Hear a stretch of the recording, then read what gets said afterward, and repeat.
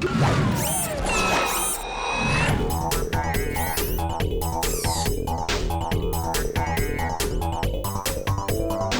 back to It Ain't Rocket Science. I'm Adam Balkin. So we've taken you to the qualifying rounds for the first robotics national competition. We've shown you the near limitless possibilities of the human imagination when it comes to the world of Hollywood. Now, we're going to take a look at how one flying fantasy has actually become a reality here at the New York International Auto Show. Yes, that is exactly what it looks like. Wings folded up like so. It is a car to be driven just like any other, but drive it over to an airport, line it up on the runway, and stretch those wings, and sure enough, the Terrafugia transition turns from car into airplane. It's a prototype developed by a bunch of engineers who met while students at MIT. It's driven just like any normal car and flown just like any normal airplane. It seats 2 people, take off and land at an airport, fold up your wings, drive home, park in your garage. It's really ideal for trips between 100 and 500 miles. And though others have tried and failed to make a reliable, safe flying car, Terrafugia insists it is possible today, thanks in part to so much technology, from GPS units to composite materials, that are so much more readily available now. It takes less than a minute to convert between car or plane, and we just demonstrated over the last couple of weeks that this is really real. It drives, it flies, it converts between the two in less than a minute, so we're well on our way to being able to do our first customer delivery within the next year. Developers say the vehicle, which will cost just under $300,000, is ideal for weekend pilots who'd rather just drive their airplane to the airport rather than buy a traditional plane and pay for a hangar spot. And from cars that fly to cars that don't work at all, we also checked out the National Automotive Technology Competition while at the auto show. You're looking at a room full of broken cars. Thankfully, the room is also full of some of the most capable high school automotive education students in the entire nation. This is the National Automotive Technology Competition. It was started by the Greater New York Automobile Dealers Association to, among other things, find the nation's best young automotive technicians. 30 teams here at the finals at the New York International Auto Show are all winners of their regional competitions.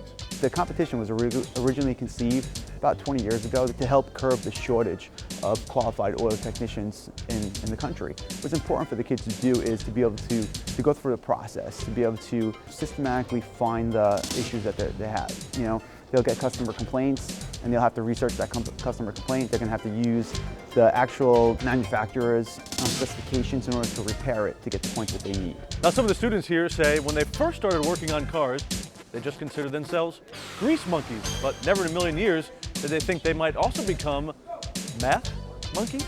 It's just a fantastic way to learn about cars and mathematics and engineering because, I mean, not only are you learning it, but you're actually putting it to a real-world application. Definitely electrical. You know, there's a lot of laws, like Ohm's law. You got to divide numbers and everything. You know, you get 2 numbers and then you need to find the other one. That's one of the ways you usually use math in the car, during the car, yeah. More than $3 million worth of prizes and scholarships are given out to finalists. The winners get, among other prizes, a new car to work on for their school. Now, there's been a lot of buzz lately about a new type of transportation, but it's not necessarily what you'd think. We're talking about tourists traveling to outer space. We recently caught up with John Zukowski, Chief Curator at the Intrepid Sierra and Space Museum, about the reality of traveling to the stars. It's something that's been around the bend for a while. I mean, if you look at the film 2001, A Space Odyssey from the late 1960s, there was this great image of the Pan Am space liner going up to the space station, the rotating space station. So we've been dreaming about this for quite a while. And some companies, such as Virgin Galactic, are developing the means to get there. Zukowski says that space tourists might not be far off in the future. We have to realize we're at the beginnings of really a spectacular new age of getting all of us into space. So what's the going rate for a trip to the outer atmosphere? Virgin Galactic is charging future astronauts $200,000 for a trip on board the spaceship, but Zukowski says it's only a matter of time before the price goes down. If you ask people in the street, I'll bet most people have flown somewhere. You know, even kids who come to visit the Intrepid, most people have been on an airplane. That will happen one day with space travel. The astronauts will spend a short time at the very edge of the atmosphere, the threshold of space. Zukowski says the future of space tourism is bright. If there are successful ventures of aircraft or space planes going not only to the edge of space, but well into space, into low Earth orbit, the way the shuttle is and the International Space Station, you might be seeing then space hotels. So then therefore there'll be really space tourism developed, where the hotel is a destination, a resort hotel. Then there might eventually then be space cruise liners to go to space hotels. And we always have to remember that, it didn't stop when the shuttle stopped. That things will happen after the shuttle, and that's the interesting thing. The shuttle is a piece of this entire timeline that will go on for the next decades, if not centuries. From the edge of the atmosphere, we go to the deepest depths of the ocean. Film director James Cameron, who directed movies Titanic and Avatar, dived to the spot called Challenger Deep, 7 miles down the Mariana Trench. He's the first person to make the trip solo. We're talking a dive more than 35,000 feet. Famed thrill seeker and CEO of the Virgin Group, Sir Richard Branson, who's working on his own deep-sea dive, weighed in on the importance of the quest. It's remarkable.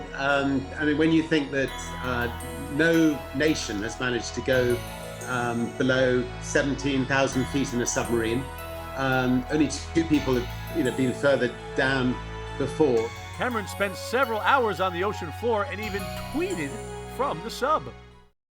Next up, it's a Royal Rumble on the banks of the Mississippi.